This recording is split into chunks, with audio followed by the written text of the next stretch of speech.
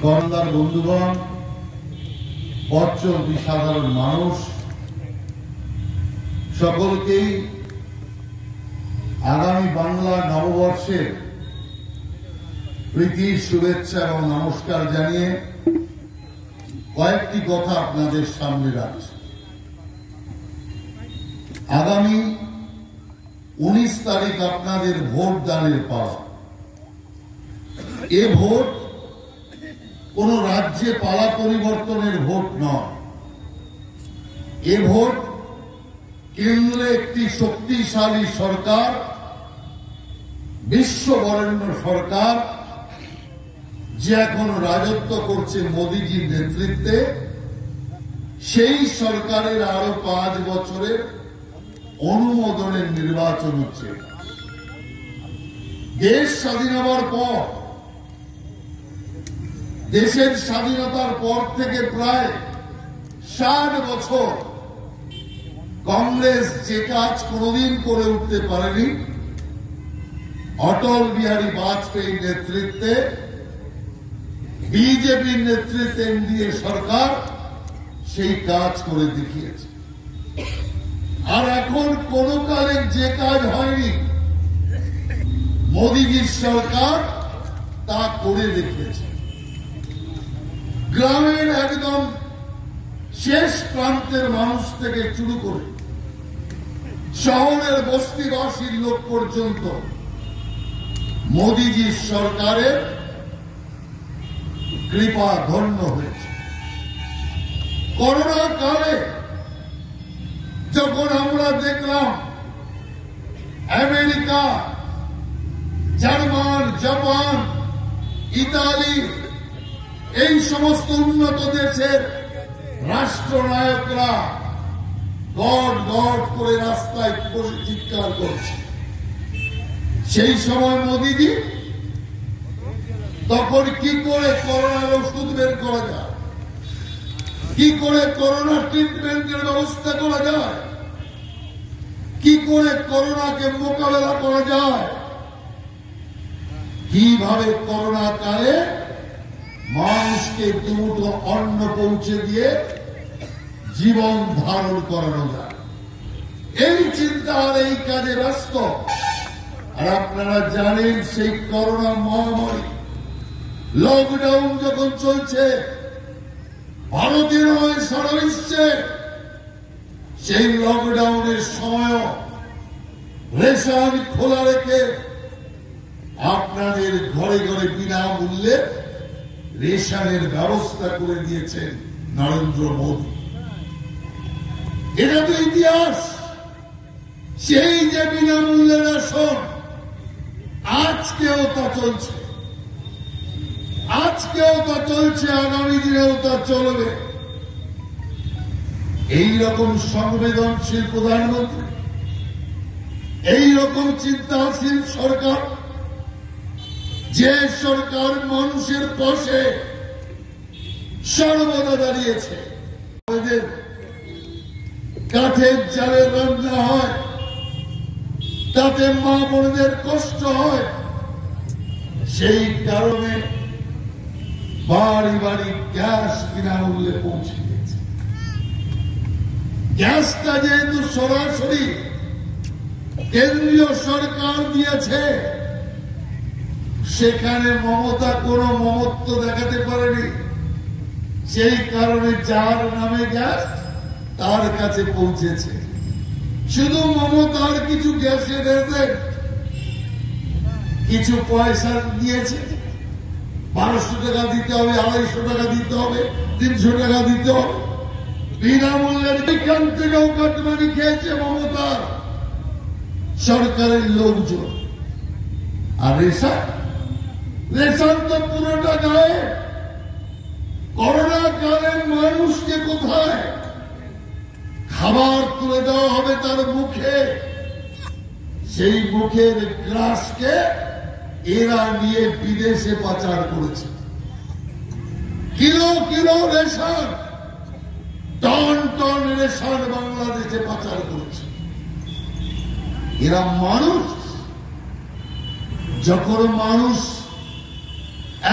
আতঙ্কে ভুগছে, মহামারী হাত বাড়াচ্ছে, খাবারের হাহাকার।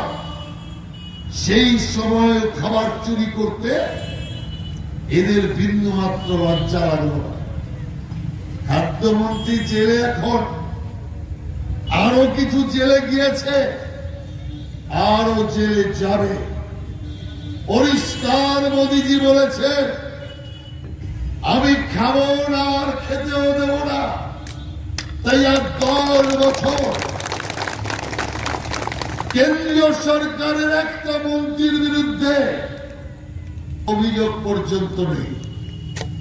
অথচ এখানে দেখো দুর্নীতির কম্পিটিশন, খাওয়ার কম্পিটিশন, কে কত খাবে। পিসি খাবে না ভাইপো খাবে, সেই কারণে কম্পিটিশন। পিসি আগে জেলে যাবে না ভাইপো আগে জেলে যাবে। অবস্থা আজকে এমন পর্যায়ে পৌঁছেছে যেখানে মাস্টার মশাই পদ পর্যন্ত এরা বিক্রি করে দিয়েছে। স্কুলের মাস্টার যারা ছাত্রের চরিত্র তৈরি করে, ছাত্রকে শিক্ষিত করে, সমাজের উপযুক্ত করে, আর আজকে কারা টিচারি পেয়েছে, 4 বিষয়ে ফেল করেছে, তারপরে পয়সা দিয়ে পাস করেছে। এমন মাস্টার টাকার বিনিময়ে আজকে স্কুলের মাস্টার কারো বাড়ির মালিক, কারো বাড়ির ঝাড়ুদার, গোপন সার্টিফিকেট তৈরি করে টাকার বিনিময়ে স্কুলের মাস্টার হয়ে দাঁড়িয়েছে। আর আমরা এখন এখানে বক্তব্য রাখছি, এখনো কলকাতার রাস্তায় যারা চাকরি পেয়ে চাকরি হারিয়েছে, পরীক্ষা দিয়ে চাকরি পাওয়ার পরীক্ষায় পাস করা সত্ত্বেও যাদের চাকরি দিল না, টাকার বিনিময়ে চাকরি বিক্রি করে দিল, আজকেও তারা কলকাতার রাস্তায় বসে আছে। একবারও তাদের পাশে যাননি। মমতা ব্যানার্জি গেলেন কোথায়? যারা ঘুষ দিয়ে চাকরি নিয়েছে তাদের কি হবে, আমি এদের সঙ্গে আছি। হ্যালো, এই যদি মুখ্যমন্ত্রী হয়, বলুন। যেখানে অরাজকতা, সেখানেই মমতা। তাকিয়ে দেখুন আজকে সন্দেশখালী, সন্দেশখালী বসিরহাট, আচ্ছা আচ্ছা, সাপন্ন গোপাল, উত্তর 24 পরগনার একটি জায়গা, দ্বীপ সম্বল জায়গা। ঠিক আছে, সেই সন্দেশখালীতে কি দেখলেন আপনারা? ঠিক আছে, ভাবতে পারেন, বলতেও লজ্জা লাগে।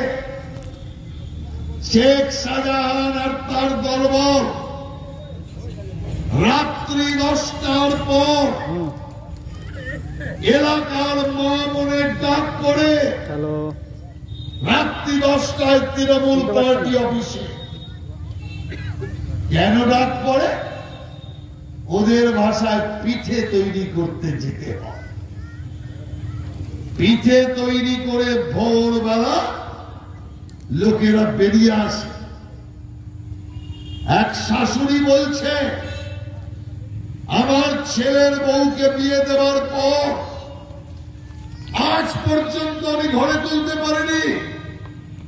বিয়ে দিয়ে মধ্যপ্রদেশে রেখে দিয়েছে আত্মীয়র বাড়িতে, কারণ আমার ছেলের বউ একটু সুন্দর দেখতে, সেই কারণে ওখানে এখানে ওকে আনা যায়নি। আপনি ভাবতে পারেন কোথায় আছে? একটা মহিলা শাসনে আছে, আর সেই মহিলা মুখ্যমন্ত্রী বিধানসভায় দাঁড়িয়ে শেখ শাহজাহানকে এত বড় সার্টিফিকেট দিচ্ছে। শেখ শাহজাহান ওর ভাই তা বারবার পড়ে প্রমাণ করবার চেষ্টা করছে। এই যদি একজন মহিলা মুখ্যমন্ত্রী হয়, যিনি মহিলাদের দুঃখেও এক বিন্দু যার চোখে জল আসা তো দূরের কথা, কম্পিত পর্যন্ত হন না, যার জন্য আজকে মহামান্য কলকাতা হাইকোর্ট এমন এক ঐতিহাসিক রায় দিয়েছে যা পশ্চিম বাংলায় কখনো এই রায় কেউ শোনেনি। পুরো সন্দেশকালীর ঘটনা তদন্ত সিবিআই কে দিয়ে দিয়েছে। সিবিআই কে তো এর আগে অনেক তদন্ত দিয়েছে। সবচেয়ে যেটা বেশি, যেটা আমি বলছি কোনদিন হয় না, সিবিআই কাছে লোকেরা অভিযোগ দেবে, সেই অভিযোগের ভিত্তিতে সিবিআই ব্যবস্থা গ্রহণ করবে। অর্থাৎ আদালতের নির্দেশে বোঝা গেল পুলিশের আর দরকার নেই। যে কাজটা পুলিশ করার কথা সন্দেশকালীতে ওই কাজটা সিবিআই করবে।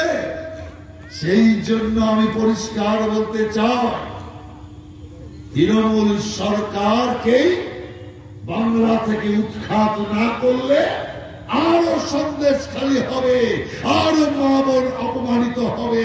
অতএব এর বিরুদ্ধে রুখে দাঁড়াতে হবে।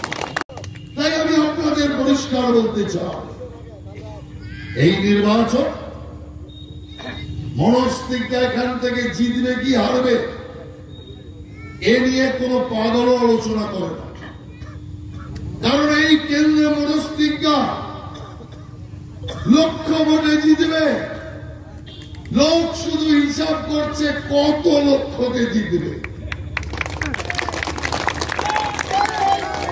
আমি আপনাদের কাছে আবেদন করতে চাই, আলিপুরদুয়ার লোকসভার ক্রমিক নাম্বারে 1 নম্বর লোকসভা, জেলার ক্রমিক নাম্বারও আপনার 1 নম্বর।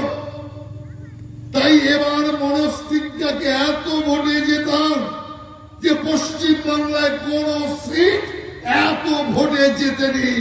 1 নম্বর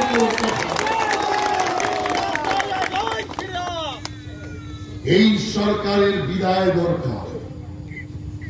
আপনি বলবেন এই মাত্র তো আপনি শুরু করলেন বক্তৃতা, এই মাত্র আপনি তো শুরু করলেন, যেটা লোকসভার নির্বাচন, বিধানসভার নির্বাচন নয়। তাহলে এই নির্বাচনে এই সরকার হারবে কি করে? ডবল এফেক্ট ভোট আপনার একটা ভোটের দুটো ভেলকি। প্রথম ভোট, একটা ভোটেরই ফার্স্ট ভোট ধরুন, মোদী সরকার আরো শক্তিশালী তৈরি হবে। আর ওই ভোটে সারা রাজ্যে এমন পরাজয় তৃণমূলের হবে, 24 সাল আর পার করতে পারবেন এই সরকার। 24 সালের মোদী সরকার। সেই কারণে এবারের নির্বাচন সারা পশ্চিম বাংলায় তৃণমূলকে ধ্বংস করবার নির্বাচন। কারণ এই পাপী, এই মহিলাদের অপমানকারী, এই চোর সরকারকে আর 1 বিন্দু গদিতে রাখবার কোন প্রয়োজনীয়তা নেই। তাই আমি আপনাদের সবার কাছে অনুরোধ করব, আগামী দিন উত্তরবঙ্গের উন্নয়ন, আগামী দিন আলিপুরদুয়ারের উন্নয়ন, ফালাকাটার উন্নয়ন, এই এলাকার মানুষের জীবন জীবিকার উন্নয়নে একমাত্র হাতিয়ার পদ্ম ফুল। তাই মনস্তিজ্ঞা কে 19 তারিখ আপনারা ইভিএম মেশিনের 2 নম্বর বোতাম টিপে মনস্তিজ্ঞাকে পদ্ম ফুল চিহ্নে ভোট দিয়ে দেশ গঠনের কাজে মনস্তিজ্ঞাকে দিল্লিতে রেখে আপনাদের সকলকে নমস্কার জানিয়ে আমার সংক্ষিপ্ত বক্তব্য শেষ করছি। বন্দে মাতরম, ভারত মাতা কি জয়।